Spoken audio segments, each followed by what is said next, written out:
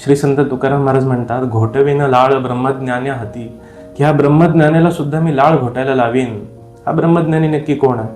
तर या ब्रह्मज्ञानाची सुरुवात आहे, तो आधी विवेक करतो, परंतु त्या विवेकामध्ये व्यतिरेकाची प्रधानता असते.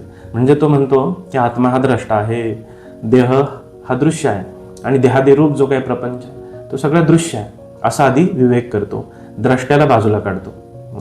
नंतर हा द्रष्टा जो आहे, जो त्यांना आत्मस्वरूपाने जाणलेला असतो, तो म्हणतो हा परमात्म स्वरूप आहे. मग जे अहम ब्रह्मास्मी वगैरे वाक्य आहेत त्यांनी तो ह्या आत्म्याला परब्रह्म स्वरूपही जाणतो.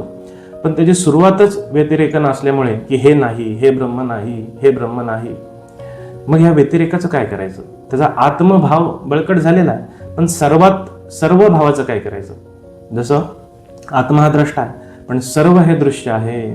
आत्मा हा चेतन आहे, सर्व हे जड आहे, ते सर्व त्याला दिसतंयच ना. ते सर्वाचं काय करायचं हे त्याला माहिती नसतं. कारण व्यतिरेकाच्या प्रधानतेनं हा सर्वात्म भाव दृढ झालेला नसतो, जो उपनिषदाच्या ज्ञानानं होतो. श्री भक्तांना ही काळजी नसते, कारण यांचा सर्व भाव हा भगवंतांच्या लीलेने भरलेला असतो. म्हणून संत तुकाराम महाराज म्हणतात, घोटविन लाळ ब्रह्मज्ञान हाती, मुक्ता आत्मस्थिती सांडविन. तर हा ब्रह्मज्ञानी हा आहे, जो फक्त व्यतिरेकानं त्यांनी द्रष्ट्याला दृश्यापेक्षा वेगळं केलेलं आहे आणि द्रष्ट्याला आत्मस्वरूप परब्रह्मस्वरूप म्हणून जाणलेलं आहे. मात्र दृश्याचं काय करायचं?